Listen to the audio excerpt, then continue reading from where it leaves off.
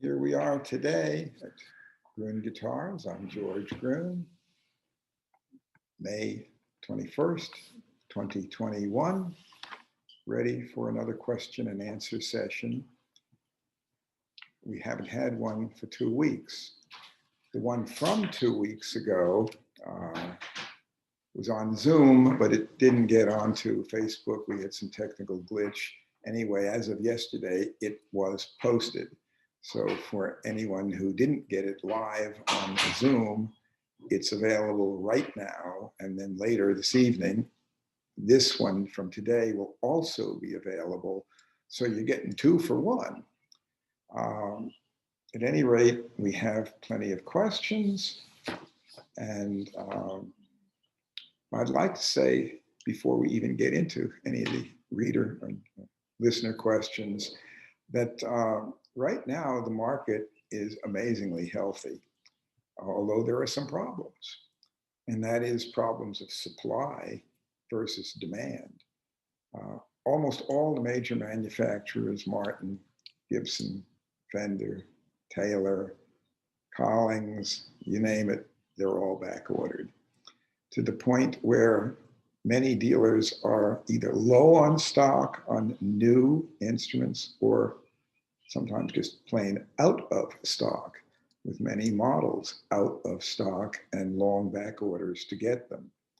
But manufacturing is going along at this point pretty much to pre-pandemic levels, and in some cases even more.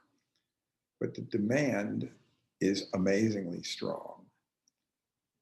It seems that the common explanations, stimulus money helped. I don't buy that. It's true people got stimulus money, but if you needed that stimulus money, you probably were back on your rent and other bills enough that you didn't have any left over for guitars. And if you didn't need the stimulus money, you probably could have afforded a guitar if you wanted it. Other explanation that people were cooped up, quarantined, sequestered, and they bought guitars and some other toys. Also bicycles that they could go out and ride around and be pretty safe outdoors. And it's true, the bicycle shops are just about all sold out and have been throughout the pandemic. But music tends to be a social activity. And what you couldn't do as well is get together with friends and jam. There weren't a lot of traveling shows. So I don't completely buy that, but in general, unlike a scientific experiment in which you can change one variable and everything else stays the same, then you can see how much difference that one variable made. In the real world, there's always multiple variables going on at once. But I think that the demographic shift is a very critical one. In the mid-1980s, the baby boomers born starting in 1946, started to have a midlife crisis, and they went out and they bought little red sports cars, tennis and racquetball equipment, guitars, and other toys. And their guitar purchases helped revive the market, because in the early to mid 80s, companies like Martin, Fender, Gibson, Guild, and even Taylor, sales were a bit down, although Taylor was not so much down because they were a relatively new and smaller company. So they still managed. But the other ones that were big were hurting badly. Their sales had dropped dramatically. And the guitars that were selling well in the early and mid 80s were primarily heavy metal guitars with a Floyd Rose type trem. So Kramer was the #1 seller in the US. And the US made early Jacksons and US made early Charvels also were in high demand. And even today, those things still bring real money from people who grew up wanting those originally. But at any rate, things changed when the baby boomers had their midlife crisis. Well, who's having the midlife crisis today? Answer: millennials, people who by definition were born starting 1980. From puberty through age 20, when musical trends tend to be imprinted, hardwired into your brain, and that's what you're liking for the rest of your life. These people did grow up interested in guitar music, whereas the people who were puberty through age 20 in the mid 80s, early and mid 80s, they were listening to some heavy metal, but also a lot of early synthesizer music and disco. Guitar wasn't featured so heavily. And when they had their midlife crisis, they didn't buy guitars. But the people buying guitars now are millennials having their midlife crisis, the children of millennials who are puberty through 20, and the younger baby boomers. Effectively, three categories, because the baby boomers, if they were born from 46 to 63, frankly, the ones born in 63 don't have much in common with the ones born in 46. But those younger baby boomers, they're still buying, whereas most of the ones my age are not. And if we did buy guitars when we had the midlife crisis, we still got plenty left, because if you take good care of them, they'll last a couple hundred years. So they can be passed from generation to generation. At any rate, right now, almost all the companies are back ordered. The guitars are selling as fast as dealers can get them. In fact, faster, since many dealers are out of stock on many desirable good models. And it's a dilemma for the industry, but things could be worse. Right now, people want guitars, and production is high, but they are selling out as fast as they come in. And it's not simply at Gruhn Guitars, it's all the major music store chains and independent stores are saying that they're having difficulty getting enough good items. And we're certainly having difficulty getting enough good vintage guitars. We're still getting good ones, but they sell often as soon as they arrive, within a day or two. So our selection of vintage is not sufficient to just drive the business completely. But we are fortunate we have new, used, and vintage, and many of the new instruments we have, especially the custom model Martins made to our specs, are things that we are getting in quantity, because we ordered them as much as a year and more ago, and they're coming in very good quantity and excellent quality. So we have plenty of guitars at a time when many other dealers do not. But the guitar market is strong. And this is not likely to be a temporary blip.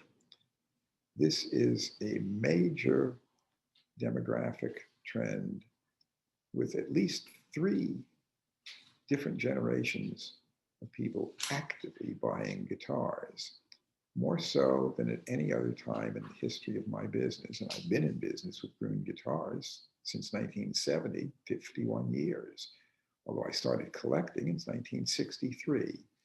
And what I can say is that what I'm seeing right now in terms of demand for guitars is unprecedented. I've been through ups and downs in this market, and some of those ups were notably good. And certainly the downs of the early and mid 80s were notably down. Martin made 22,637 guitars in 1972. By 82, when times were tough, they made 3,153 for the year, according to their serial numbers. But now the market is strong. And we have what I consider very hopeful, good signs that this is not a temporary blip. When I see kids, I call them kids, puberty through age 20, who are sincerely interested in guitar music and are enthused about it and are taking the time and effort to really work at it. They have talent, but they also have drive and ambition. They're practicing, they're learning, and they're playing good music, and they're creative. And so I happen to be very optimistic. I'm not noted in general for being an optimistic person. Often enough, I say things could be worse, and given a little time, they probably will be. At least I'm well prepared when they're not right. I don't overextend myself. But about half the time, things turn out better than I expected. So I'm happy. Optimists are the guys who always expect everything to be perfect, and they bet the whole ranch every time. And if you do that, eventually you'll bankrupt yourself, because times are not always going to be perfect, and a downturn such that you need to have some reserve capacity and staying power. You can't do everything depending only on times being perfect. But I can tell you that right now, times are good. I am of the opinion that this is going to continue for at least another 5 years of very strong interest in which it's going to be difficult to keep up with the demand. And while there will be market corrections, I feel quite strongly that this is not a temporary blip, and that the people who are playing guitar, starting to play now, and also who have been playing, are not going to lose interest. The guitar market is here for many years to come in a manner that I feel quite comfortable with, that good quality music and good quality instruments will continue to be appreciated. And the quality of new instruments being made right now is some of the best for acoustics in my lifetime. The quality of new electrics is, I don't think, better than it was in the pre-CBS Fender era or the Ted McCarty Gibson era, but it's getting close.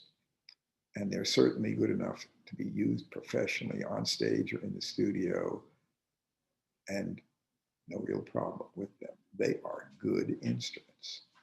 And so I'm getting new Martins that are some of the best I've ever had. The new Taylors are the best they've ever made.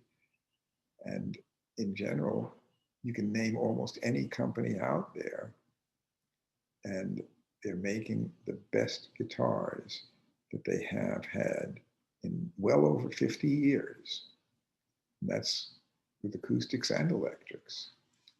So there are some very fine instruments being made right now that rival some of the old ones, rival most of the old ones.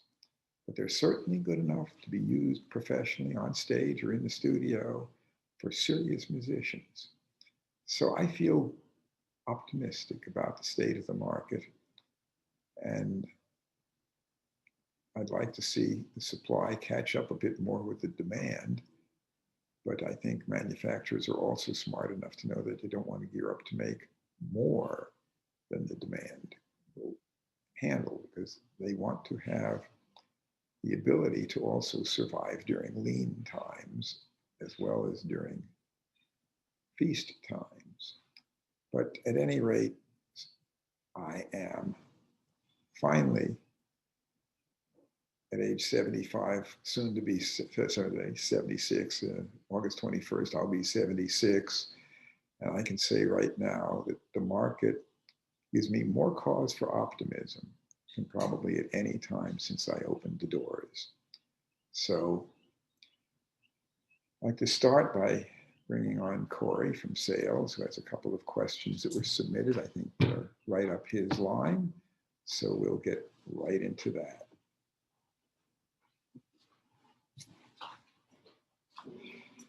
And before you go, I want you to stick around and hold the camera so I don't get to see the drawing first. Okay. Okay, everybody. Hello.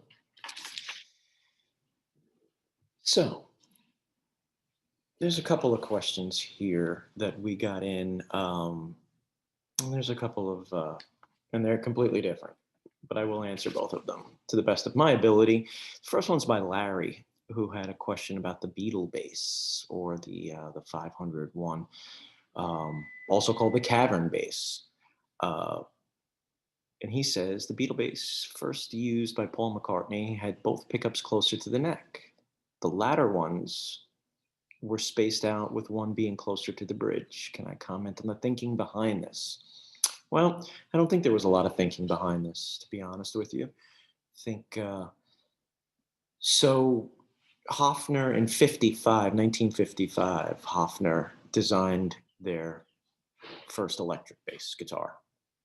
So by the time, and I'll go into this a little bit, but by the time that McCartney got his hands on one and started playing one, They were still in the experimental phase. So I think that that's a little bit, that has a lot to do with the positioning of the pickups. People may tell you that it was a tonal thing. I don't think it was.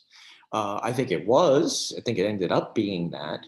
But I don't think that was the thinking behind it, which is what the question asked for. Those pickups were excellent pickups. They were humbucking pickups, believe it or not. The technical model of the pickup was a 511B. That being said, that doesn't mean anything.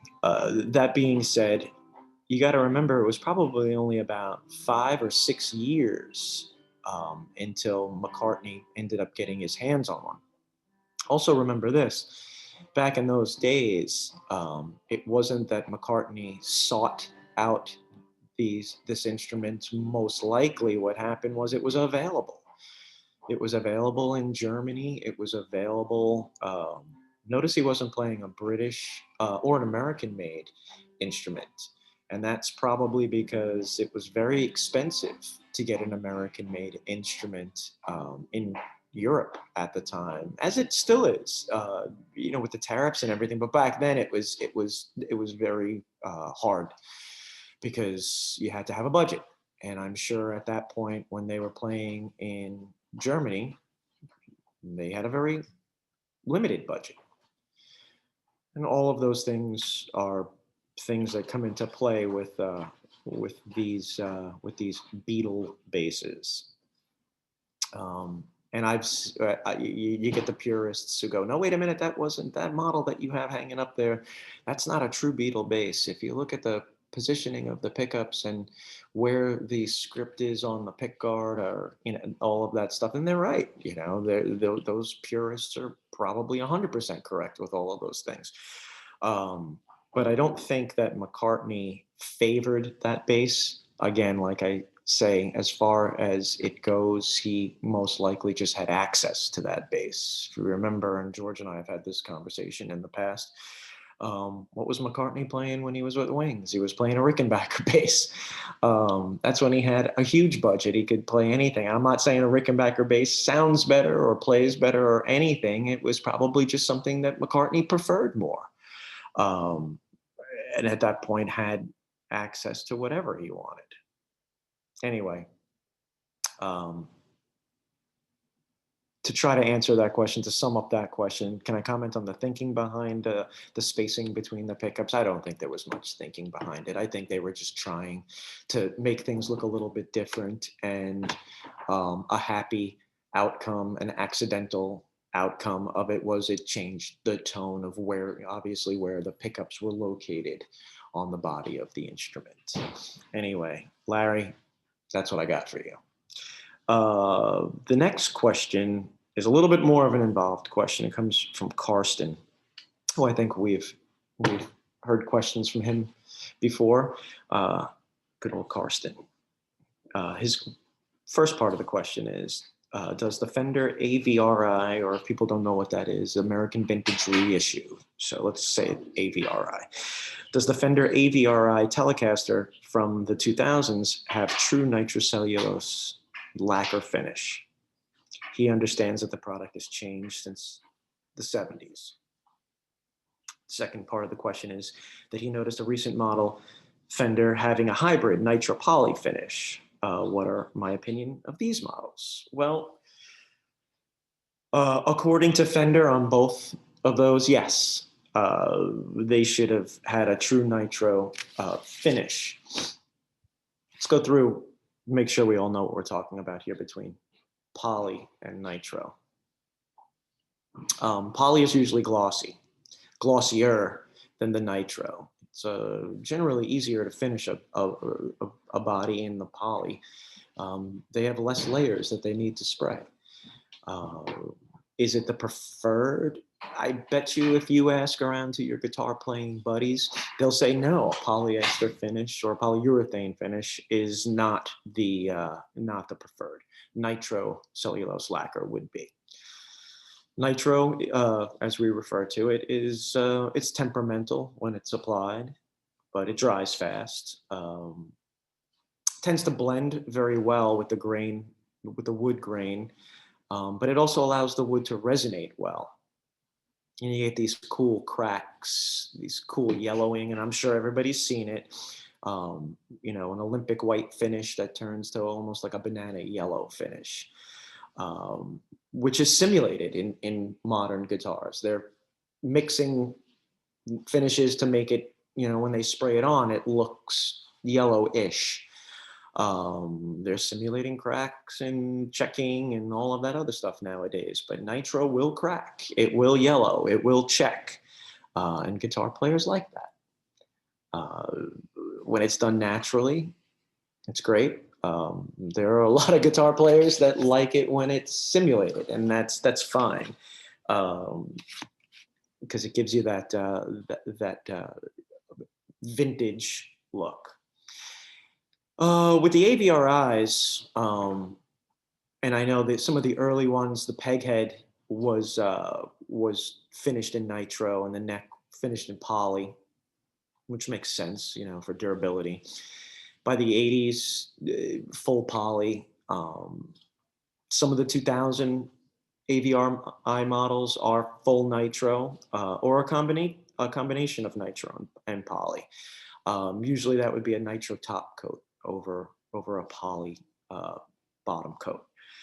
And again, you will get a little bit of checking and a little bit of yellowing and everything from that nitro top coat, but you have a little bit more protection on the body, back of the neck, the wood. I don't think that Fender is trying to fool anybody.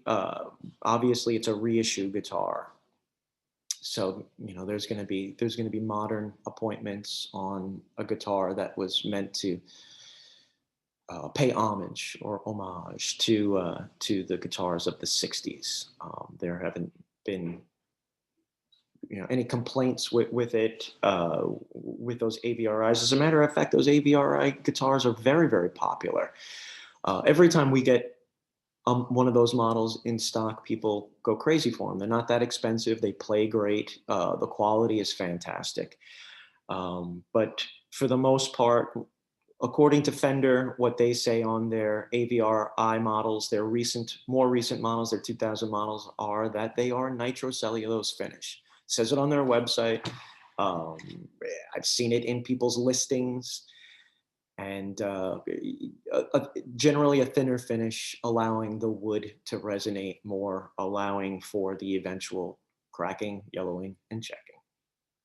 Anyway, Karsten, thank you for another question, another great question. Hope I've touched on it. If you have any more info that you're looking to get, you can always contact me. My email is Corey, Corey, @guitars.com. I'm going to turn everything back over to George. I think George wants me to kind of stick around for a couple of minutes and help him out with something. So I'll be behind the camera. Thank you.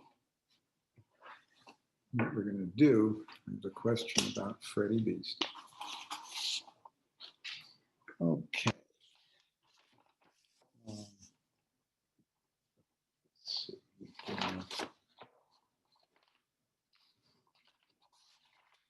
Question that came in. Where is the question? Here about the company logo, and Jerry S. Had several questions, but one of the questions he asked is, what is the origin and story, if any, behind the Gruhn Guitars logo? Does it have a name? And for those of you who are familiar with the shop, let's see if I can find here a business card. You got a card handy? I don't. Well, we have a logo, and his name is Freddy. Freddy Beast. Here's Freddy. There he be, Freddy playing the guitar. Well, his baby pictures go back to 1963. Freddy and his friends used to visit me a lot. In fact, here's a t-shirt that I drew the artwork, and there's Freddy with his friends. And we have a variety of Freddy and friends. Freddy's playing the guitar, and he's got Sneaky Snake there. And he has Boyd, B-O-I-D, the Boyd, like in Brooklyn, they got Boyds that go shoip, shoip. There's a flutterby, and there's the bat, night flyer, and there's the flower that's Fleur. There's some creepy crawlers, and there's a shroom down there, and you see the spider, that's the webmaster. And at any rate, this is a picture that I drew back when I was visiting my daughter. We met in Italy. She lives in Sydney, Australia, but we met in Italy for a couple of weeks a year and a half ago. And this was one of the drawings I did when I was down there. But at any rate, Freddy's pictures go back away. Now, I can probably show you just about how easy it is to draw Freddy. Let's see if we can get a camera angle that will get me and the paper. Here we go. We'll just draw Freddy. Here comes Freddy.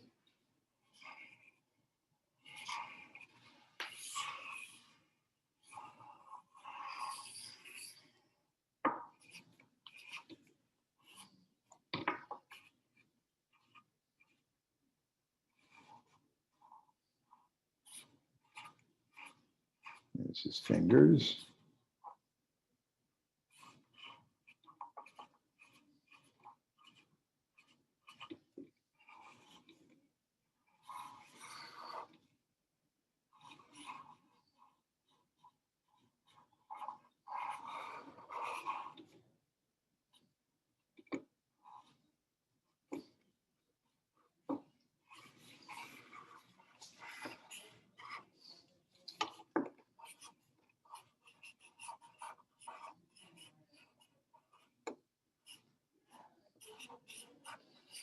There's the floor.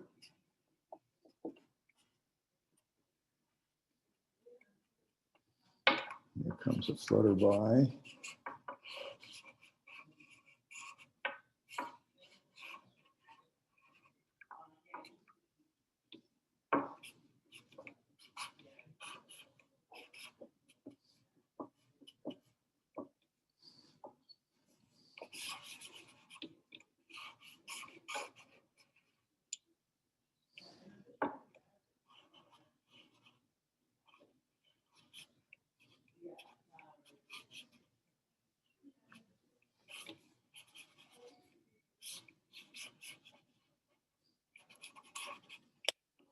Anyway, there we go. And as you can see, that's Freddy and some friends right there. So Freddy is sort of an alter ego for me.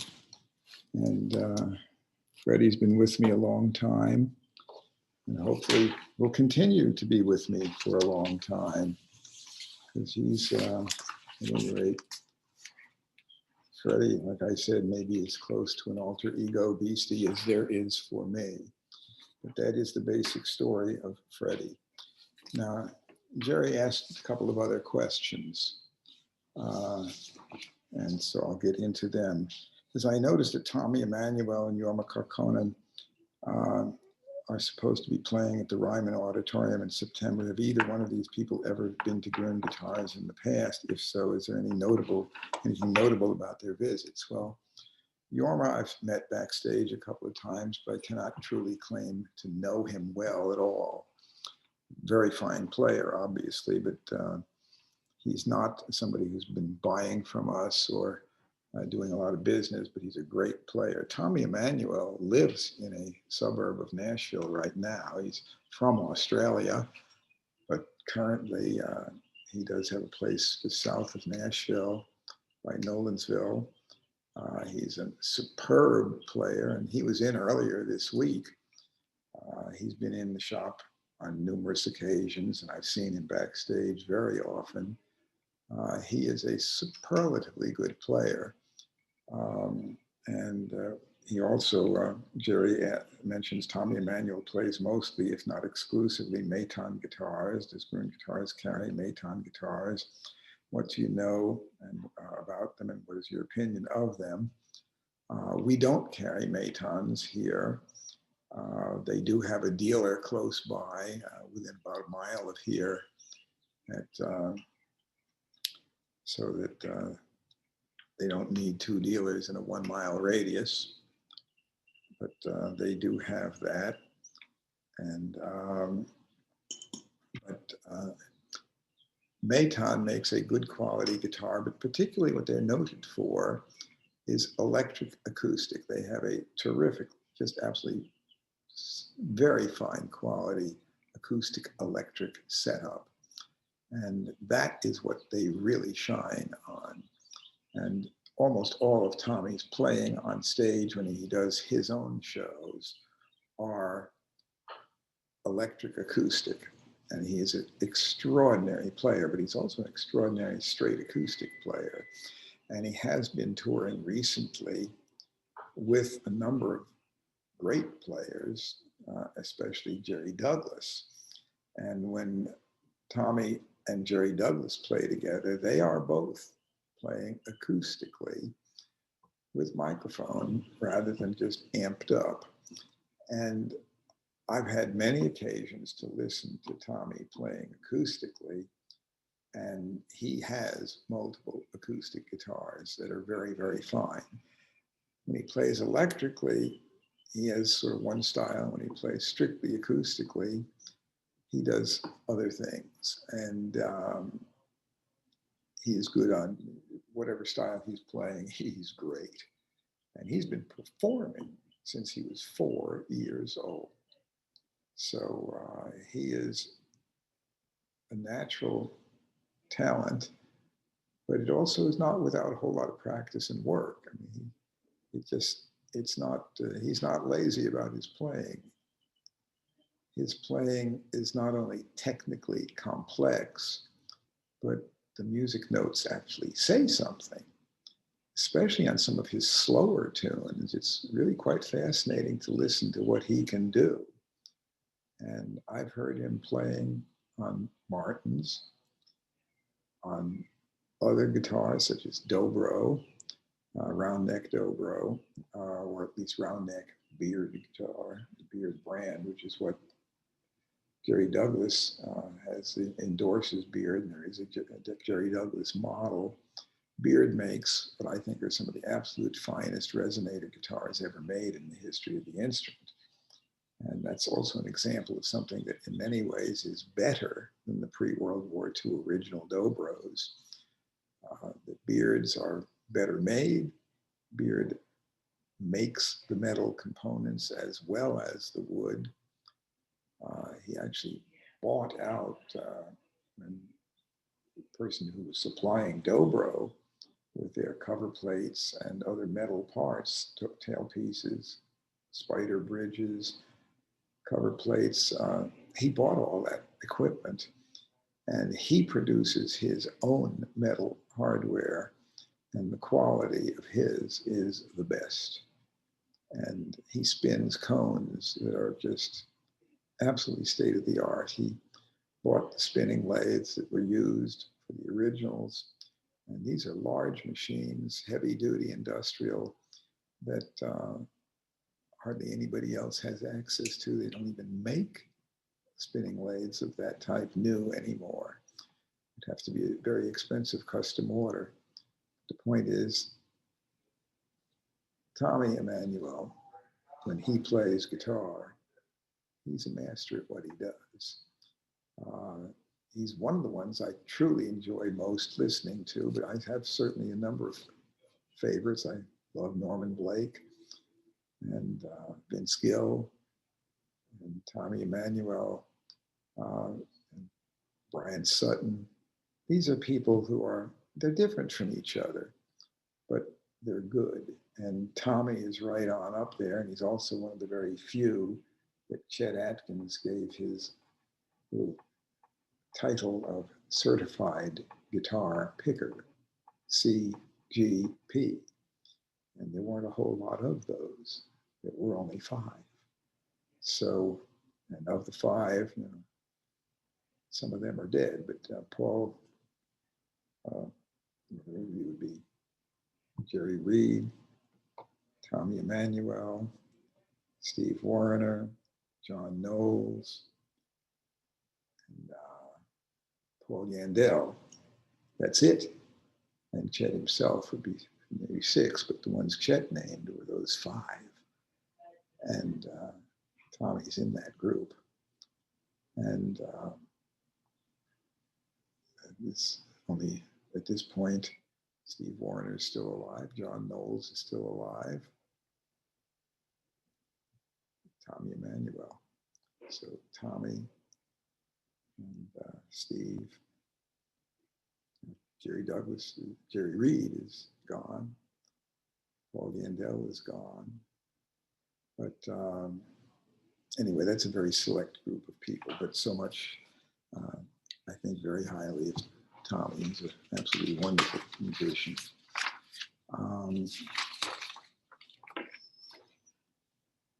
JK says, I've purchased a D35 and haven't any construction or production information on this model. Can you shed some light on my impulse buy? Well, the D35 features a dreadnought-sized body, 3-piece back. It was the first model that Martin made in production featuring a 3-piece back. And they were first introduced in the mid-1960s. And they were made with Brazilian rosewood at that time. And then in late '69, Martin made the transition from Brazilian rosewood to Indian rosewood. And there was a period when on the D35s, Martin was doing some of them with a mix where on the center back, sometimes it was 2 outer panels of Indian and a center panel of Brazilian, and sometimes it was the other way around with 2 of Brazilian and 1 of Indian in the center. And you'd see guitars with a mix of rosewoods, including mix on the sides. Some were Indian rosewood sides, some were Brazilian as they were phasing from one type wood to another. But the D35 was a model that in production in that period of late '69 and through 1970, and occasionally as late as into early '71, you'll see D35s with both woods. And since then, they've been Indian rosewood. The D35 remains in production today. So from the mid '60s when it was introduced until today, it's been in continuous production. Their bracing is not scalloped on the top, but was still slightly thinner bracing than on the D28 and D18. So they do have a somewhat different sound. They're very good guitars. As far as ornamentation, they're not especially fancier than a D28, with the exception that they have a bound fingerboard. The D28 does not have any binding on the fingerboard, whereas the ebony board on the D35 has white binding. But so far as quality of construction and sound, it's pretty close to a D28, but subtly, slightly different. And as much as anything, it's because of the slightly lighter top bracing. But they are good guitars and they are still in production.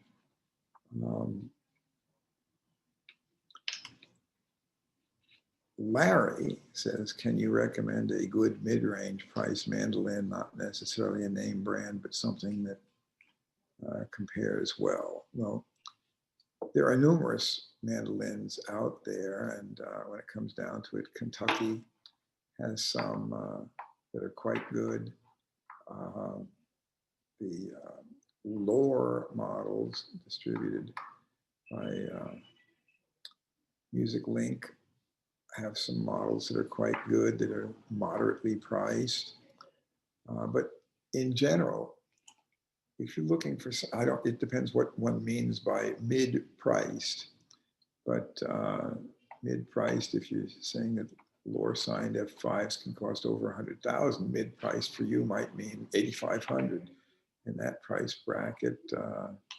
Here's a mandolin that just came in this week. This is one of my favorite builders.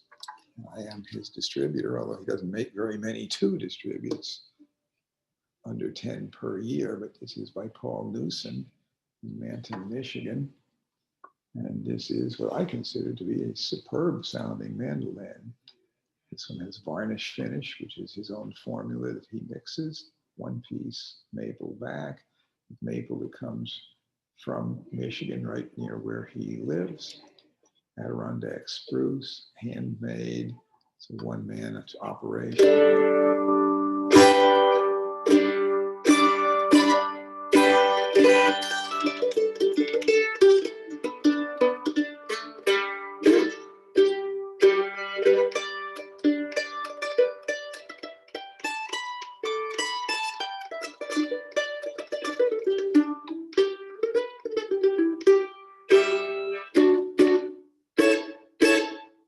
Great power and projection.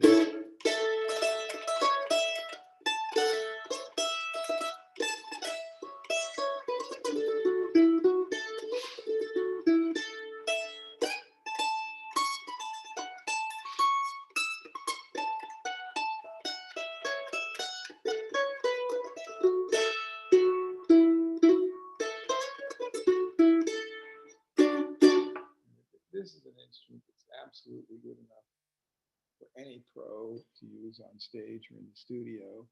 But there are some mandolins, such as Saga, distributor of the Kentucky brand, has some that are made with alpine spruce and alpine maple that David Gartman, who was working, still works with Saga in Switzerland after the Frankfurt trade show, visited a wood supplier that supplies violin wood, and they had some that were too short for full-size violin, perfect for mandolins. Naturally seasoned, 20-year plus age, and great maple and spruce.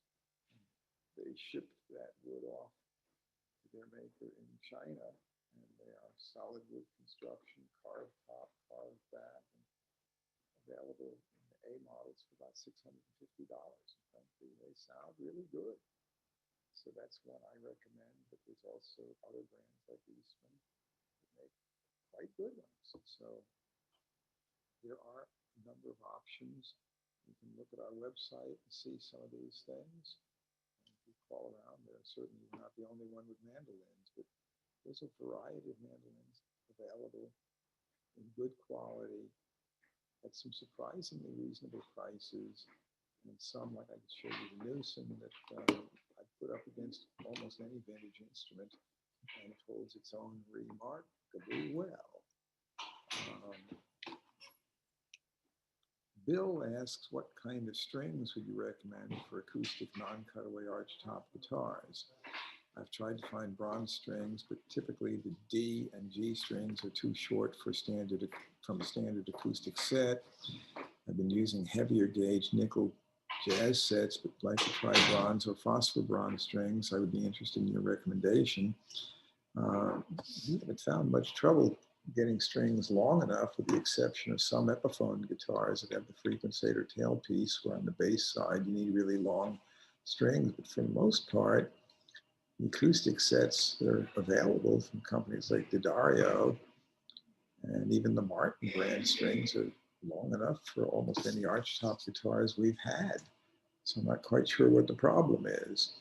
But I generally recommend medium acoustic bronze strings, and most brands work just fine, but I happen to like very much Martin, D'Addario, and DR strings.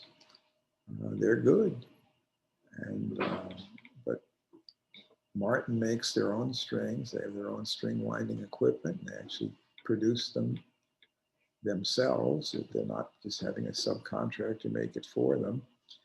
But D'Addario is probably the biggest string manufacturer in the USA, and they certainly produce good strings. And So that's recommendations that in general medium gauge bronze should do it, and you should not have any great trouble finding strings that will work.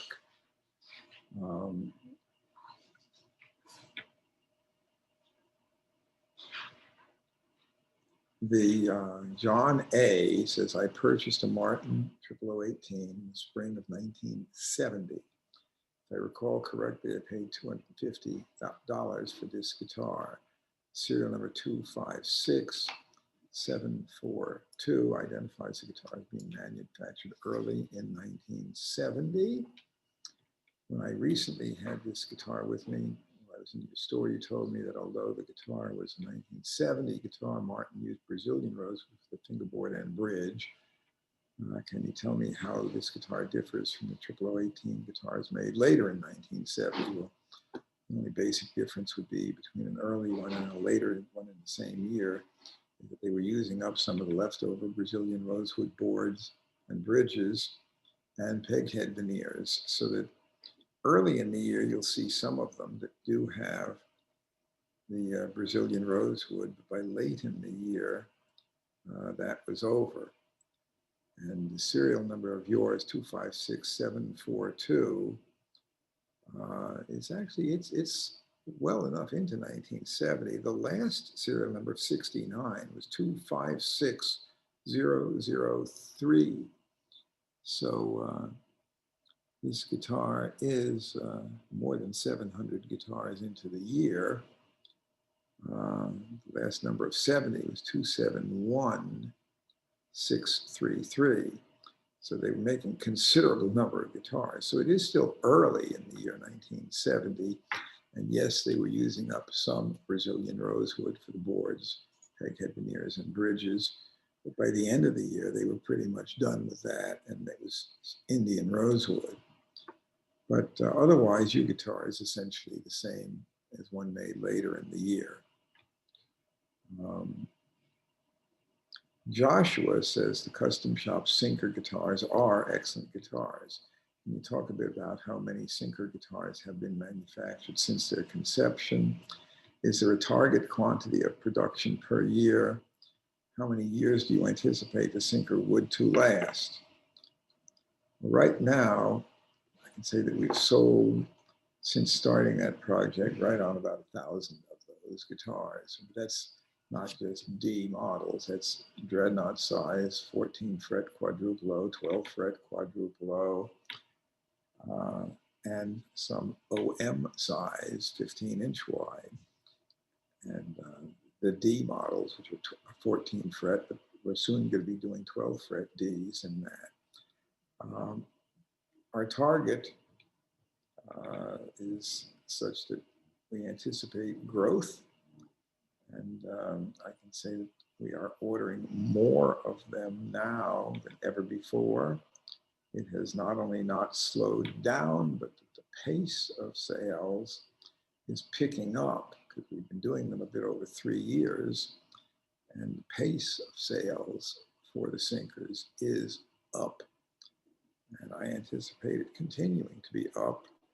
And I also anticipate that there will be a supply of this wood for some years to come, but not in great enough quantity for them to becoming a truly mass market item that can be produced by the hundreds of thousands or even tens of thousands. We're talking about something that can be produced in what for any major company would be small quantity compared to their standard line catalog guitars, but enough to keep us plenty busy with them for at least another 5 years. And beyond that, my crystal ball doesn't give me the answer. But this mahogany that's coming out now, the Sinker mahogany is out of Belize, but there should be more of that wood in some rivers elsewhere, Nicaragua and Honduras, but Honduras is not one of the safer places to go into right now. It's sort of the murder capital of the Western Hemisphere, and not too many wood buyers want to go there and spend a lot of time until things politically got a bit safer, it's not simply political, but if there's drug gangs that are pointing their weapons at you and you've entered their territory, I don't know if that's political. That may be geopolitical economics. But at any rate, there's likely to be sinker wood coming around for years to come. And depending on the safety and political factors involved, there could be more online. But beyond that, we don't have the answer other than we are getting good quantities now, enough that we're able to offer a variety of models and are, as I said, expanding the line with the 12 fret dreadnoughts, 12 fret triple O's. We're going to be producing more of the 12 string slot head quadruple O models. So we're going to continue the models that we've had for a while, and we're adding some more. So the sinker wood, when combined with non-torrified Adirondack spruce with forward shifted scallop bracing, is almost magical what it can do. It is great stuff.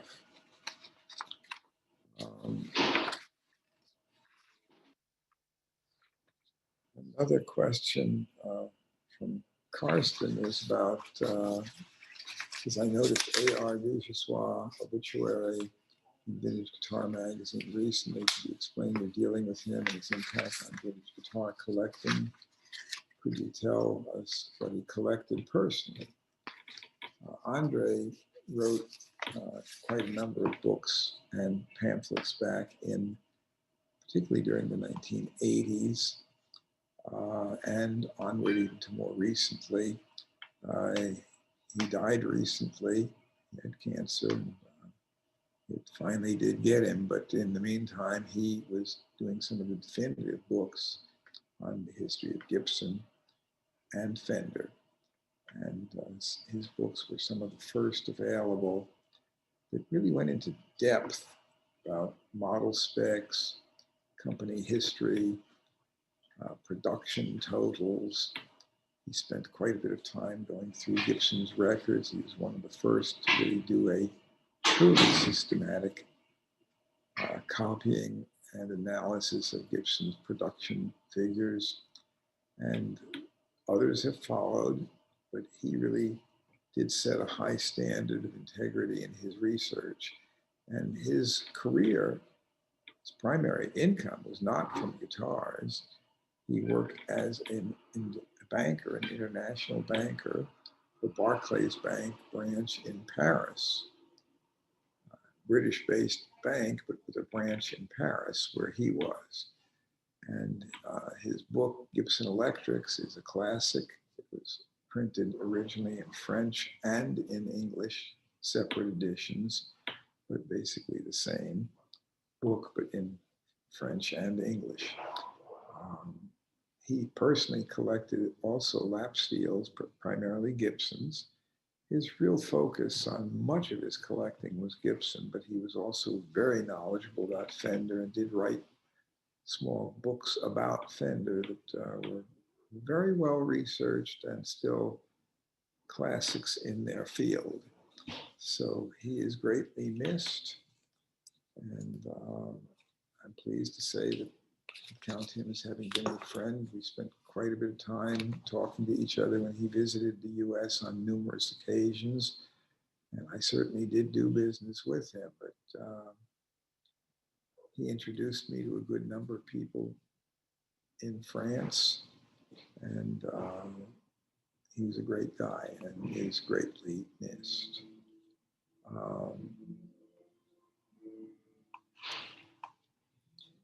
Mike says, I'm a longtime listener to your Friday question and answer show and enjoy it very much.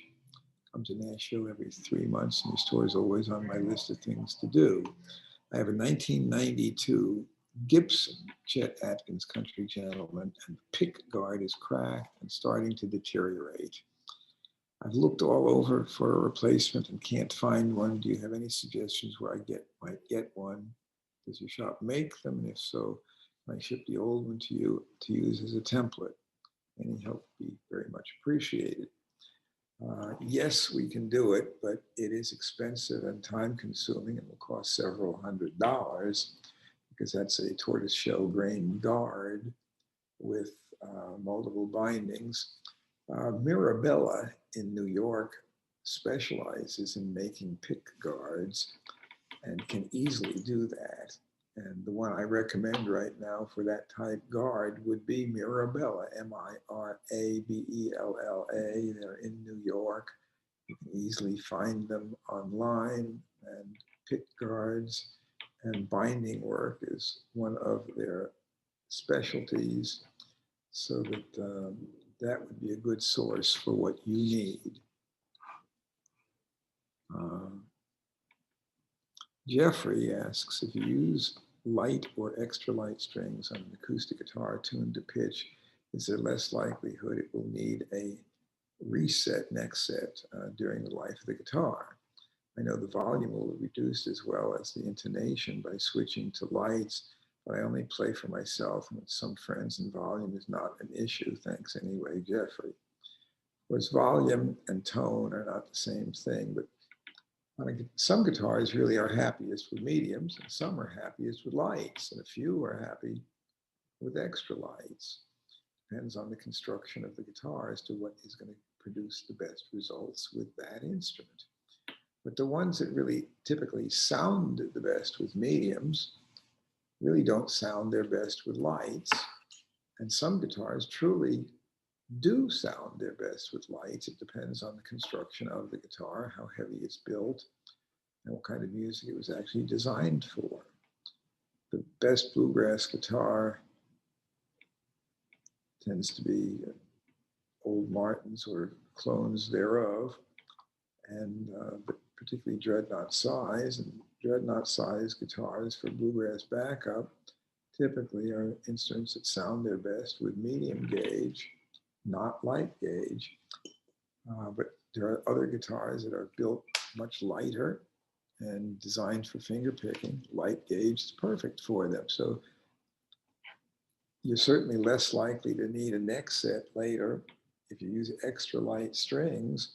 But if that comes at the cost of not sounding good, then some guitars just really aren't going to drive a set. They're not going to drive on extra lights. So extra lights just don't drive the top enough to produce the best sound. So each instrument has its own design, what it's really intended for. And it's really a matter of getting the right match of strings to instrument and also to match your playing style. But I would not put extra lights on just to avoid the possibility that 40 years down the line you might need a neck set. I would set guitars up. We always try to set guitars up to bring out the best in what a particular instrument was designed to do, what it's capable of. That's what we're aiming for. And if it's well designed, it shouldn't fall apart anytime soon. Paul asks, is there any one guitar that you'd still like to add to your personal collection? Well, I've been at it a long time. I've owned most of the items that are highly sought after. So it's not so much a matter of what would I like to add to my collection that I've never had before, is which ones do I wish I'd kept and miss them now. And I can think of plenty that I've sold over the years that I would be delighted to buy back for double, triple, or sometimes 10 times what I sold them for back in the day. But keeping in mind that in 1970, a good Dot 335 from 1959 Gibson semi-hollow guitar would have been $400, and today the same guitar would be $40,000 plus. And some of those that I sold, I wish I had back. There were a number of Martins I can think of that I sure wish I had back, but that I sold back when it seemed like the thing to do. But in retrospect, I miss them and want them back. And I would pay a lot more now to buy them back if I could. And many of them I just can't buy back because they've been adopted by homes that love them and won't sell them. So they're like the adopted children of the new owner. They're not for sale. But there are still interesting items out there. There's a guitar made by Orville Gibson, one of the very early ones that I'm looking to get in soon, and I very likely will just keep it. So there's room for that. But I can't afford to pull out too many of those because business needs funding. So what drives this place is selling guitars. And if I keep all the good ones, it's not good for business. Plus, there's only so many I can even look at one time. I appreciate more than I'm able to easily fit in the building. But Fred says CITES certifications and commercial restrictions on guitars are made with or contain Brazilian rosewood and other woods. What do we as owners need to be concerned about? Well, with regard to instruments featuring Brazilian rosewood is on Appendix 1 of the CITES Treaty Convention on International Trade in Endangered Species. Wood of this species, cut after June 11th of 1992, is not legal to import or export without a special pre-CITES exemption certificate, which you can't get if it was cut after that date, but you can get if it was cut before that date, June 11, 1992. But the problem is, while it's legal with the certificate is expensive and hard to get and can take months of work to get. So as a musician, if you have guitars made with Brazilian rosewood, they're probably vintage or new, made with certified wood. It is not easily, those certifications are hard to get, but it can be done under the right circumstances if you can prove that the wood was cut before June 11, 1992. But if you're traveling as a working musician, or just going on a vacation and you want to take your guitar and you're leaving the country, my advice is take something that doesn't have either Brazilian rosewood or ivory. You're just asking for potential trouble.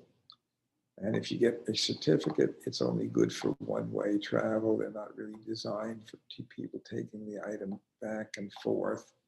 So you effectively can't get a usable good certificate, because if it's good for you to take it out of the country but not to bring it back in, you need a new certificate from the other country to get back in with it. That's just not practical.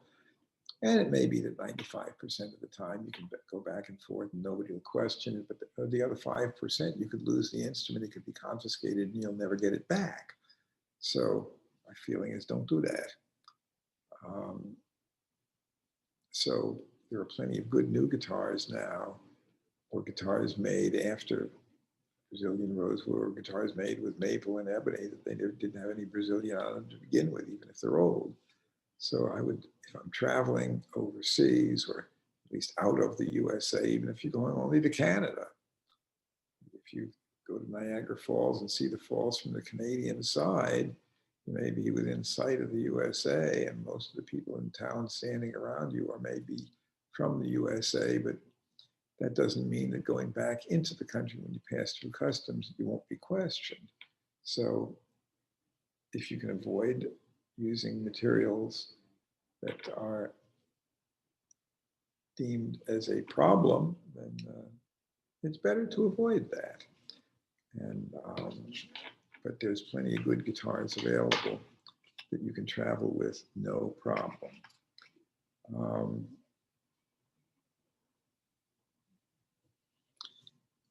A question from a fellow named George. That's a name I can remember well. I have a problem and need some advice. The problem is a Spanish guitar that has a bad neck angle.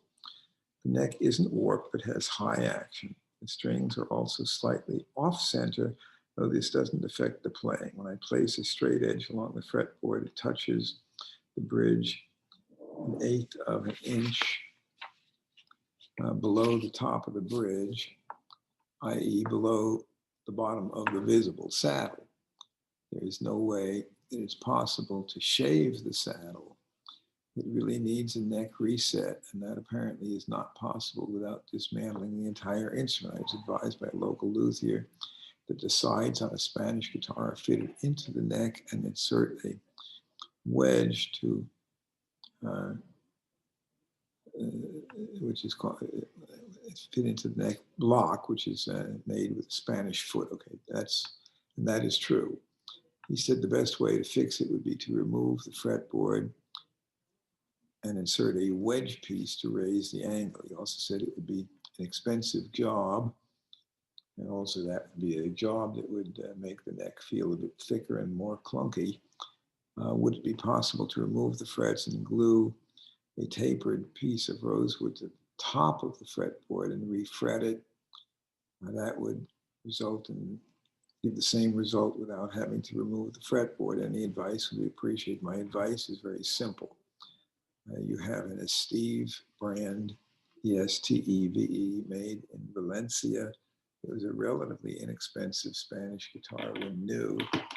The repairs that would be necessary to set that thing up with action that you would consider comfortable will cost more money than going out and replacing the guitar with one of equal merit that has a good neck set angle.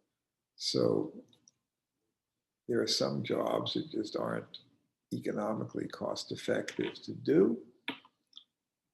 I would sell the guitar. There are some classical players who really don't mind high action, Segovia having been one of them. But a reset of a neck with a Spanish heel for all practical purposes is just not anything practical at all to consider doing. This guitar may never have had a good neck set angle from day one. But at any rate, I certainly do not recommend doing that job. It's not cost effective.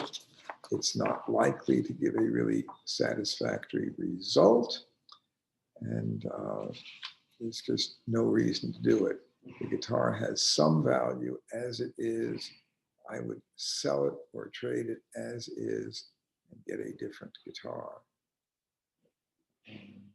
But classical players don't necessarily want super low action. So depending on how high the action is, it may be perfectly playable for many classical players exactly the way it is now. For example, Segovia liked pretty high action. His guitars were not set up to be super easy to play. They were set up to be loud and to project and have tonal dynamic range.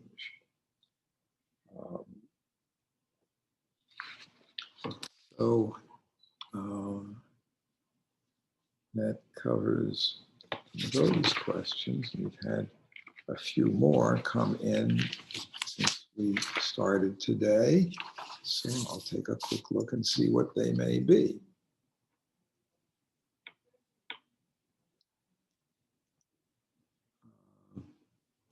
Mike Yates says, I have a 1972 Gibson ES335 TD.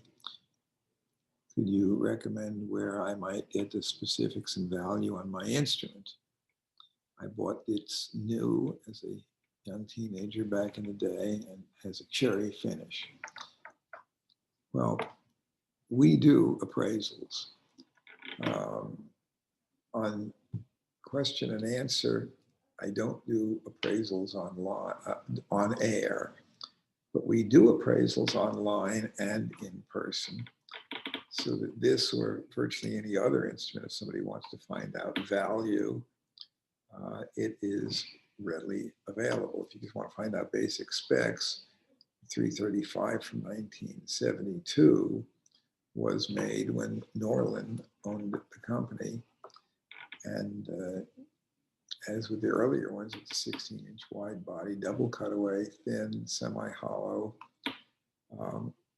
But 72 is right about when they were doing some that did not have the interior block going full length.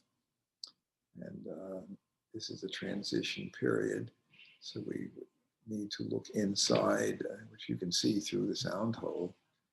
And you can see if it has the full length block or the partial block. The full length interior block is more valuable. But condition is also critically important. But you can go to our website, www.guitars.com, and just click on the appraisal button on the home page, and you will find what you need for an appraisal on this guitar. But what I can say is the early and generally 70s Gibsons in general are more utilitarian than collectible. There's a few models in that period that are somewhat collectible. They did a Medallion Series Flying V and a Medallion Firebird 5. And the Firebird 5 is an amazingly fine replica of the originals that were made from 63 into early 65. It's the neck through body construction, and it looks, with the exception of the Medallion logo on the top, it looks almost identical to the original. They also did a limited edition of the Les Paul Custom that had the specs of 1954 with the Alnico 5 bar pole magnets and rhythm pickup P90 in the lead position. So there are, and then there were some high-end Les Pauls made in the 70s. But overall, most Gibson electrics of the 1970s are utilitarian tools rather than collectibles. And I would count the 72 ES335 as being a utilitarian guitar, but still a good guitar, but not the quality of the earlier ones, particularly the ones made from late 64 on back, from 58 through late 64. Those are the more classic era, but particularly the most valuable 335s would be the dot inlay ones, which would be 58 into early 62. And then in 1965, fairly early in the years when they switched from a stop tailpiece to a trapeze tailpiece, and the ones with the stop tailpiece bring significantly more money. And then later in 65, late in the year, they went to a narrower neck, 1 5/8 inches wide, whereas earlier in the year they were 1 11/16, and those feel significantly different. And most people, most collectors and musicians prefer the slightly wider neck. But so basically there were transition periods there in which the design changed. So it's not simply a matter of how many years old it is. That keeps changing each year anyway. They keep getting older, but the specs times change. If you're within one range of model specs, there may be a certain value, and within that range, there may be more than 1 year. But the specs stayed basically the same. And then there's other periods where within 1 year, you may have 3 different variations of a model, and they may change significantly enough between one spec versus another that even within the same year, you could have 3 different categories with different values.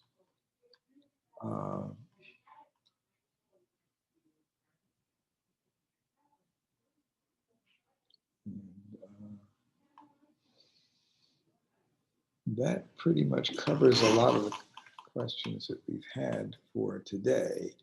I do have a couple of other things I could show. Always just some fun toys that come in.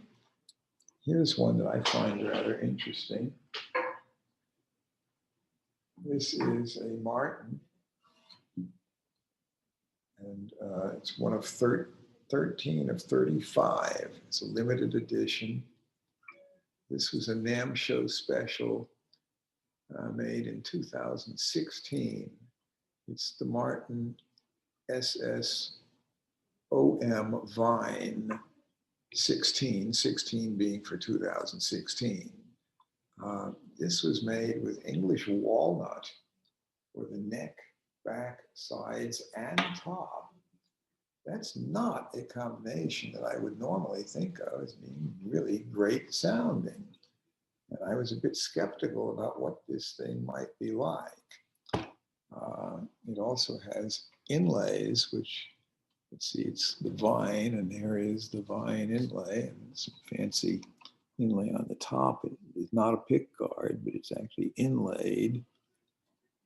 And then the peg head has the matching vine going up it. And this inlay on the C.F. Martin and Company logo on the peg head is ingrained ivoroid. And the inlays are not pearl. They are all aluminum. And it has matching metal bridge pins. And I was skeptical as to whether this combination of wood would produce a great result with English walnut for top, back, and sides and neck. It's very pretty wood. It has attractive grain pattern. But in sound, I was actually quite shocked at what this guitar can do.